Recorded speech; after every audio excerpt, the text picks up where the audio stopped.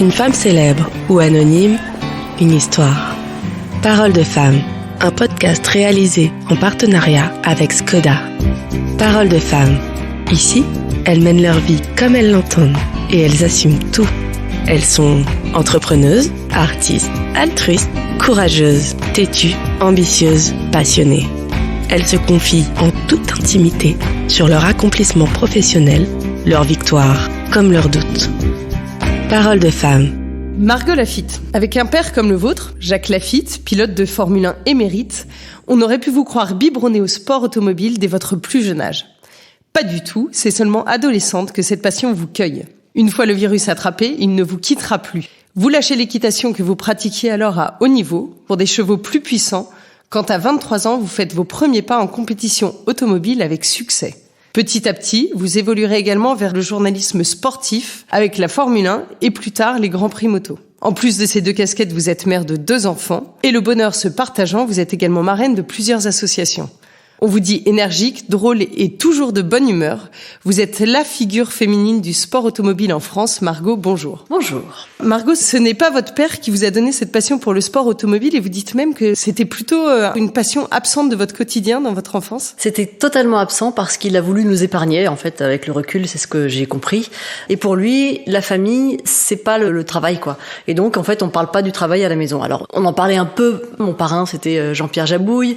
En tout cas, à la maison, on ne parlait de rien. Il y avait pas de coupe, il y avait pas de combinaison. Quand moi, j'étais adolescente et que j'ai commencé à conduire des scooters, je prenais son casque de F1 comme si c'était n'importe quel autre casque et je le mettais de manière tout à fait innocente, coureur automobile sur les trucs de l'école, là, quand on doit mettre le métier de ses parents, sans vraiment savoir ce que ça voulait dire, quoi. Je l'ai compris plus tard. Vous vous rendiez pas compte que votre père faisait un métier hors norme? Oh, pas du tout. L'année où il a son accident, j'étais petite, j'avais 5 ans et demi, en vacances à Cabourg, et on doit rentrer parce qu'il a son grave accident où il se fait plus de 100 fractures sur les jambes, le bassin et tout, et donc nous, c'était plutôt genre, faut rentrer, quoi.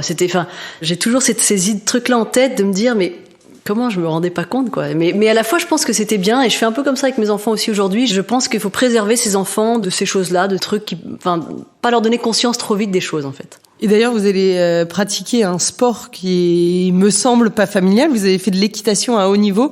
Comment est-ce que c'est arrivé dans votre vie, justement, tout cet héritage de un peu touche à tout? Je pense que c'était l'héritage de la compète. Et l'équitation, c'est arrivé parce qu'on habitait en Angleterre pendant 5 ans, quand lui courait chez Williams. Et donc, on montait un peu à poney là-bas. Et quand on est rentré en France, c'est devenu un sport que lui trouvait chouette. Et puis, ça restait de la compétition et ça restait un truc qui nous prenait du temps, qu'on aimait, s'occuper du cheval. Enfin, aujourd'hui, avec le recul, je me dis que c'était génial de passer mon adolescence avec ça, parce que c'était une vraie passion. Donc les week-ends, plutôt que d'être à Paris, à rien faire, ou aller en boîte, ou sortir avec ses copains ou machin, on était dans le cheval, nous, toute la journée, on pensait qu'à ça. Le soir, on avait des trucs avec les copains du cheval, mais donc on avait quand même une vie sociale, je veux dire, mais dès que je rentrais, je voulais pas me laver pour sentir encore l'odeur du cheval. Enfin, c'était une vraie passion, quoi. Et vous vouliez en faire votre métier? Je voulais en faire mon métier jusqu'à ce que je comprenne que c'était trop compliqué. Ne pas avoir d'héritage familial d'équitation, c'était compliqué parce que il faut avoir plusieurs chevaux pour que ça marche. Et donc, au moment où il a fallu basculer, poum, le sport automobile est arrivé dans ma vie. Comment il arrive dans votre vie, justement? Il arrive parce que Max Mamers, l'organisateur du Trophée Andros, appelle mon père et sachant qu'il a 2 filles qui ont 20 ans, écoute, je cherche des filles qui ont jamais roulé, qui ont jamais eu de licence, qui ont pas d'expérience, je veux des novices totales pour qu'elles viennent rouler sur la glace. En plus, la glace, c'est un truc que personne connaît, donc il faut qu'elles s'essayent à ça et tout. Et papa était hyper sceptique. Lui, il a quand même connu une époque très machiste où les femmes, c'était les filles qui tenaient les parapluies, c'était les filles qui remettaient les trophées ou qui étaient en short, mini short. Et donc, il pensait que on allait se casser les dents, quoi. Et au final, on y est allé quand même. Ma première compétition automobile, ça a été un déclic. En 1 mois, j'ai vendu ma jument, j'ai vendu ma selle, tout le matériel, tout. J'ai quitté cette vie-là et j'ai basculé là-dedans, sans d'ailleurs me dire que j'allais en faire ma carrière, mais en me disant j'ai trouvé un truc qui me file une adrénaline de dingue, je veux continuer à faire ça. Quand on arrive dans un nouvel univers, la course, c'est quand même impressionnant. Vous êtes plusieurs sur une piste, faut se dépasser, il peut y avoir des accrochages. Vous êtes arrivé sans réfléchir, en se disant ça se passera bien. Sans même me dire ça se passera bien. C'était vraiment juste c'est génial ce truc. Et j'ai roulé. La première course, je finis 2e. La 2e, je gagne les 2 courses du week-end. Tous les feux étaient au vert et je voyais ça que comme un truc génial à faire. Et En 2007, donc vous courez votre premier championnat d'Europe. Pareil, vous arrivez sans complexe, sans appréhension. Vous avez un objectif. Comment vous vous retrouvez là? On rentre dans une autre catégorie. C'est pas que j'avais de l'appréhension, mais j'avais quand même un peu plus de tension en moi. Je comprenais que que c'était un championnat important, je comprenais qu'il y avait vraiment que des pilotes pros et que j'étais confrontée à des gens qui étaient moins bienveillants à mon égard. Une femme qui arrive, qui a son volant, parce que son père il s'appelle Lafitte, et je voyais que c'était un peu différent, quoi, la manière dont on me regardait. Et puis c'était un cran au-dessus et je l'ai considéré, quoi.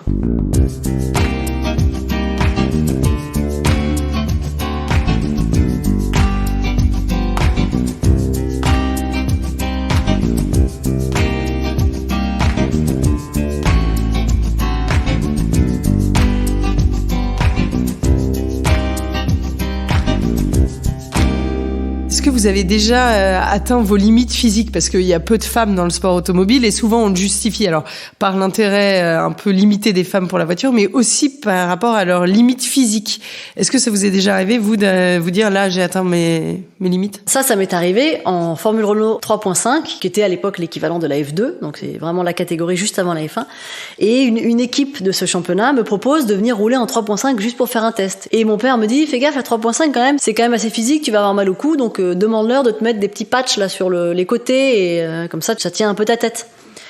J'arrive et je suis une fille et je n'ose pas demander parce que je me dis ça fait vraiment la fille, la gonzesse qui arrive, j'ai peur d'avoir mal au cou, mettez-moi ça. Donc je n'ose évidemment pas demander.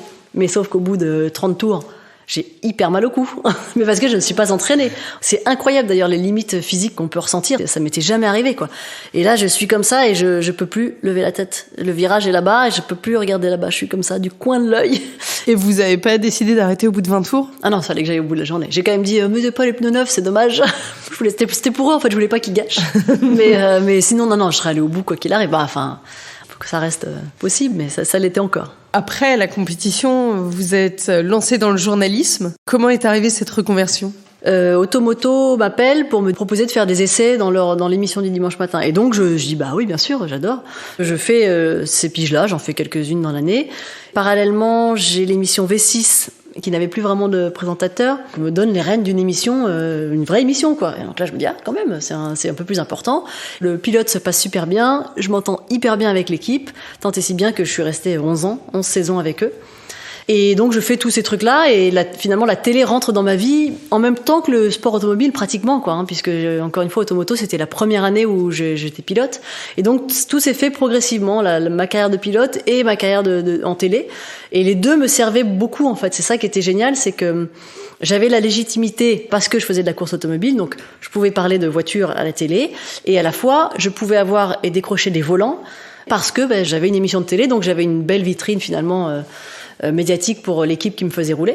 Et puis à un moment donné, il a fallu choisir parce que je pouvais plus trop faire les deux. Je venais d'avoir un enfant et donc j'ai arrêté un peu de rouler. J'ai fait mes armes pendant pas mal d'années et c'était comme dans la voiture. Je me disais bon, j'essaye, on verra si ça se passe bien, tant mieux, c'est cool, ça se passait bien. J'avais la confiance des gens avec qui je travaillais et ça a été très progressif. Quand vous arrivez sur les Grands Prix, je suppose que c'est encore un stress supplémentaire. C'est un stress supplémentaire parce que du plateau confortable, où certes on est en direct, mais que bon, ça y est, ça faisait quelques années que je faisais, la pression du direct sur place, elle est intense parce qu'il y a des aléas, quoi. Il peut se passer plein de trucs quand on arrive sur la grille et que là, il faut aller interviewer un pilote ou un directeur d'écurie.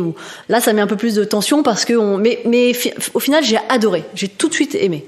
Ça m'a tout de suite plu. Déjà, je préférais le terrain que le plateau. Et donc, les premières grilles, les premiers aléas du direct, on va dire, finalement, ça m'embêtait pas. J'ai toujours été assez à l'aise avec ça. Dans votre métier, vous rencontrez évidemment plein de pilotes de Formule 1. Ils paraissent tous intouchables. Vous êtes déjà sentie toute petite? Je me suis sentie toute petite à ma première interview de Lewis Hamilton. Il était à l'époque 4 fois champion du monde, tout.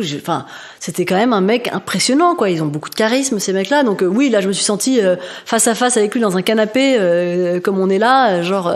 Le mec, il arrive, il me dit que j'ai des jolies chaussures. Je me dis, c'est bien. À ma place, quand même. Je me suis jamais dit. Mais par contre, oui, on comprend qu'ils sont un cran au-dessus. Vous avez un travail très prenant, vous voyagez beaucoup. Comment est-ce qu'on gère la vie professionnelle et la vie personnelle, puisque vous êtes mère de 2 enfants?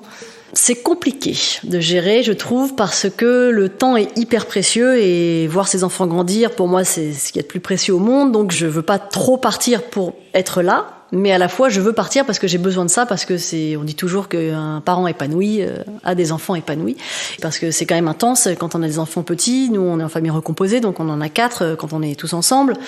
Moi, le truc qui me permet d'y arriver, c'est de me dire, j'ai été élevée comme ça, j'ai eu un papa et une maman qui sont beaucoup partis, et pour autant, j'ai jamais souffert du manque. On a toujours passé beaucoup de temps qualitatif avec eux. Et donc, c'est un peu ça mon credo, c'est de me dire, le temps que je passe avec eux, il est hyper qualitatif. Je vais au parc avec eux, je les emmène à l'école, on fait des trucs le week-end quand je suis là. Je suis là, quoi. Quand je suis là, je vais pas au bureau, je rentre pas à 20h. Et donc, soit je suis partie, et soit je suis là. Donc, j'essaye, tant que faire se peut, de garder cette intensité-là avec eux quand je suis là. Je sais que quand je suis pas là, c'est très bien organisé. Il y a mon conjoint actuel, il y a ma maman qui est beaucoup là aussi. Donc je sais ce qu'ils ont fait à l'école, j'ai un rapport le soir, j'ai besoin de ça pour être sûr que tout se passe bien et que je contrôle et que je suis là, quoi. Ils partagent votre passion ? Pas du tout, ils en ont rien à faire. Alors la petite, elle a 3 ans, donc il n'y a rien de spécial qui l'intéresse pour l'instant. Et le grand est fou de foot, donc il est pas du tout branché voiture, il regarde pas du tout les émissions. Non, ça l'intéresse pas du tout. On n'est pas du tout sur une filiation automobile, non. Vous êtes également une femme engagée, notamment pour l'association du sport et plus, le monde du sport à l'hôpital auprès des enfants qui sont hospitalisés. Quel est votre rôle ? Alors, je suis marraine de cette association depuis 10 ans l'année dernière. C'est une association qui récolte des fonds pour améliorer le quotidien des enfants en hôpitaux. Le président de l'association, Eric Friedrich, a eu un enfant qui a été hospitalisé petit, et donc il a vécu ces longs moments à l'hôpital pour les parents comme pour les enfants. Et donc, il voulait améliorer leur quotidien en apportant du matériel, en apportant des activités, en faisant sortir les enfants de leur quotidien d'hôpital et en allant sur des événements sportifs. Et il trouvait que le vecteur du sport était génial, et ce qui est vrai, parce que c'est plein d'espoir, le sport, c'est plein de passion, c'est des valeurs qui portent aussi un peu les enfants des hôpitaux. Donc il a différents parrains et marraines dans différents sports.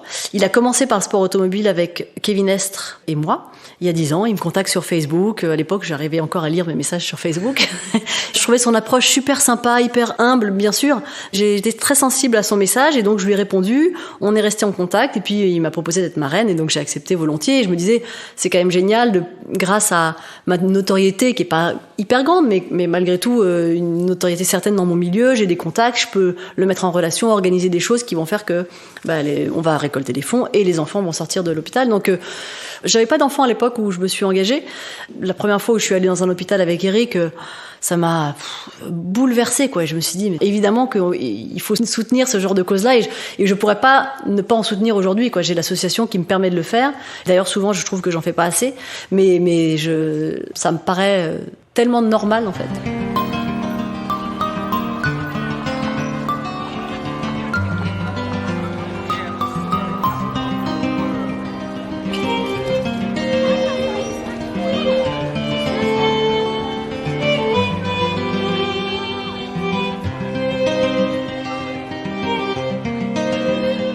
Ça vous est déjà arrivé dans votre carrière d'avoir un moment où vous dites non, là je peux pas y aller, c'est trop difficile, c'est pas mon niveau, la marche est trop haute. Vous avez douté ou vous avez reculé ? Je crois que par définition, je peux pas reculer. Je pense que c'est pas possible dans mon état d'esprit de reculer. J'ai toujours ce truc-là de me dire, si d'autres peuvent le faire, il y a aucune raison que je puisse pas le faire, quoi. Je suis très terre à terre de ce point de vue-là. Un jour, j'étais invitée par le GIGN à faire les exercices là dans leur camp, pas loin d'ici là, et il y avait ce saut à l'élastique du pont. Et donc, il faut aller le plus loin possible pour tendre l'élastique afin que dans notre chute, on prenne pas un à-coup parce que l'élastique était pas tendu. Donc, il faut aller super loin. Et c'est pareil. Et là, j'ai pas hésité une seule seconde, alors que c'est un truc eux viennent de le faire, là. Ah oui, bon, je suis obligée d'y aller. C'est impossible que j'y aille pas. C'est aussi simple que ça. Qu'est-ce que je fais dans ma vie? Moi qui suis sportive, qui adore ça, qui adore les challenges et tout, c'est impossible de pas y aller. C'est-à-dire que je pourrais faire n'importe quoi sur cette base-là, quoi.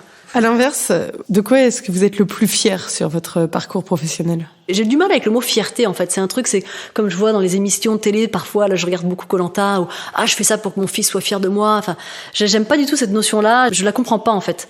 Et donc, j'ai pas de fierté, mais je dirais que je suis heureuse et je serais heureuse de durer, en fait, dans ce que je fais, parce que ça veut dire que je le fais bien et que je mérite d'être là. C'est plus ça, je dirais. Vous avez un échec dans votre carrière ? J'en ai forcément, mais je les considère sûrement pas comme échecs parce que je me dis toujours que j'ai dû apprendre quelque chose de ça, j'ai dû en tirer quelque chose et que donc ça représente pas un échec puisqu'on en tire quelque chose. Donc, ouais. Quel a été votre plus gros défi ? Je dirais que c'est quand je suis arrivée à Canal, mais quand on m'a proposé les rênes de l'émission, c'était un gros défi pour moi. C'était la première fois que je présentais cette émission-là. On était en plateau à ce moment-là, on n'était pas encore sur les Grands Prix et c'était un énorme défi parce que je pouvais pas me louper, quoi. J'avais pas le droit de me louper. Si je me loupais, c'était mort pour plein de trucs, quoi. J'avais beaucoup répété mon texte dans les toilettes du bonjour. Thomas Sénécal me l'avait toujours dit. L'entrée en matière, c'est ce qui va marquer le plus les gens. Ta tronche, le sourire que tu vas avoir ou pas, le machin. Et donc, à partir du moment où j'avais réussi mon bonjour, pas passer à côté de cette étape-là qui était une marque de confiance des personnes pour qui je travaillais et qui était aussi déterminant pour la suite de ma carrière. Donc je dirais que c'est ça. Aujourd'hui, quel est votre prochain Everest ? J'ai un problème avec les objectifs, c'est que je m'en fixe pas beaucoup. Pendant très longtemps, je me suis dit que je m'en fixais pas parce que je préfère avancer au jour le jour, au fil du temps, voir les choses venir. Si ça marche, ça marche. Si ça marche pas, on fait autre chose.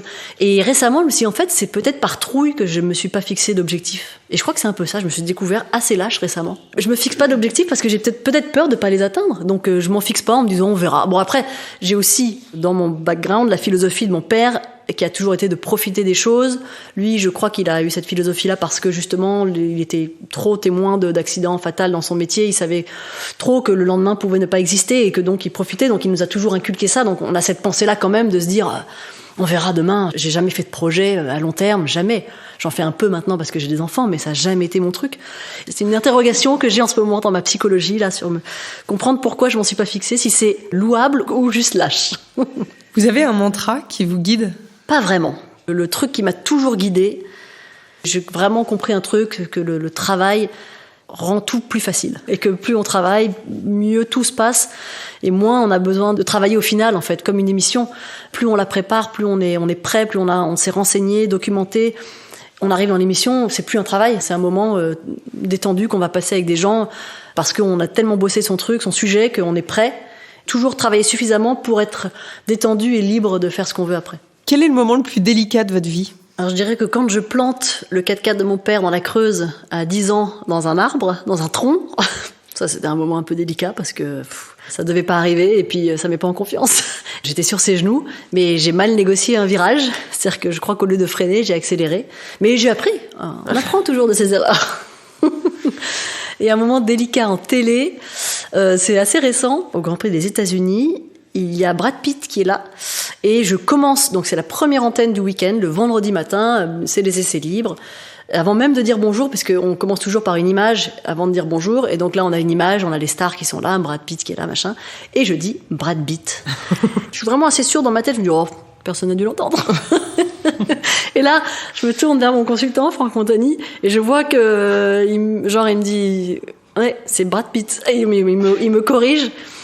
Qui est derrière, je ris un peu et on passe à autre chose. Mais non, en général, je me démonte pas pour ce genre de truc-là. Comme la première fois où j'arrive à Canal, j'arrivais tout juste d'Eurosport, première émission des spécialistes le mercredi qui revient sur les Grands Prix et je dis bonjour, on est en direct, bienvenue sur Eurosport. C'est mes 2 grands moments de solitude.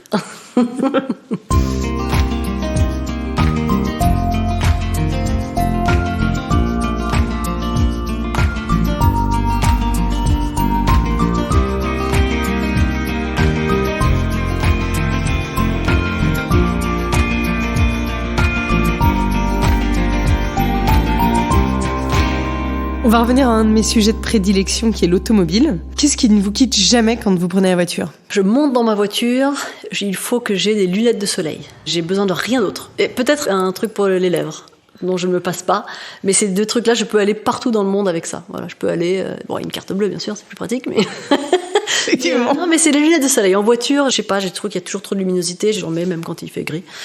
Je prends toujours mes lunettes de soleil. Quel est votre meilleur souvenir automobile ? Clairement, ma première victoire. C'est le moment où je me suis dit j'y arrive. C'était un truc personnel où je me disais je fais pas ça pour rien, je suis pas nulle, je peux le faire. Et donc, ouais, première victoire en course, c'était au Trophée Andros. À l'inverse, le pire moment que vous ayez passé en voiture ? Oh, le pire, c'est mon accident en 2013 au Trophée Andros aussi. Je monte dans la voiture et puis j'ai une sangle qui est un peu grande et je me dis c'est pas grave, c'est des tours d'essai, c'est des essais libres, des essais privés, là, c'est pas très important. Je me serre un peu, mais pas vraiment. Vite fait, mal fait, et je m'en suis voulu de pas avoir fait attention à ça parce que la sécurité, c'est quand même l'élément majeur, primordial dans une voiture de course. Et donc j'arrive à un moment donné, à mon 2e tour, je perds le contrôle de la voiture et je fonce droit dans un mur de glace. Et donc j'ai la tête qui part droit devant, qui touche le volant, et je glisse dans mon siège, m'ouvre le genou sur l'arceau de sécurité, bref, je me casse les cervicales. pire souvenir parce que j'avais pas fait assez attention. Finalement, au volant, vous êtes plutôt zen, énervé, vous chantez, vous écoutez de la musique, des podcasts. Je peux être tout à fait zen, écouter de la musique, un podcast. Et ça m'est souvent arrivé sur des longs trajets de prendre le temps de réfléchir, de penser. C'est le moment qu'on a peu finalement dans une vie. Et à la fois, c'est un truc où je peux être excédée au plus haut point, ne pas me reconnaître, m'excuser auprès des enfants quand je m'énerve sur les gens, parce que je me trouve exécrable. Souvent, quand on est impatient, c'est parce qu'on est un petit peu en retard. Et donc, je fais un petit effort sur le fait de plus être en retard pour ne plus m'impatienter. Parce que bizarrement, quand on n'est pas en retard, on est beaucoup plus patient. Mais il y a quand même beaucoup de gens qui conduisent très mal, il faut reconnaître. C'est des gens qui n'ont pas de jugeote, qui n'ont pas de bon sens. Et ça me rend dingue. Et pour finir, comme le veut la tradition de Parole de Femme, on part en road trip. Vous nous emmenez où, Margot ? Je sais pas avec quelle voiture, mais en tout cas, je vous emmène en Amérique du Sud. Parce que j'adore l'Amérique du Sud. Et donc, je pense plutôt genre Chili, Argentine, par là, la Patagonie ou des choses comme ça, pour passer un bon moment dans un paysage époustouflant. Margot, au revoir et un grand merci pour ce moment passé dans les coulisses du sport automobile. Merci beaucoup à vous. C'était Parole de Femme, un podcast réalisé en partenariat avec Skoda. À chaque épisode, une femme célèbre ou anonyme, une histoire. Ici, elles mènent leur vie comme elles l'entendent et elles assument tout. Elles se confient en toute intimité sur leur accomplissement professionnel, leurs victoires comme leurs doutes. Parole de Femme.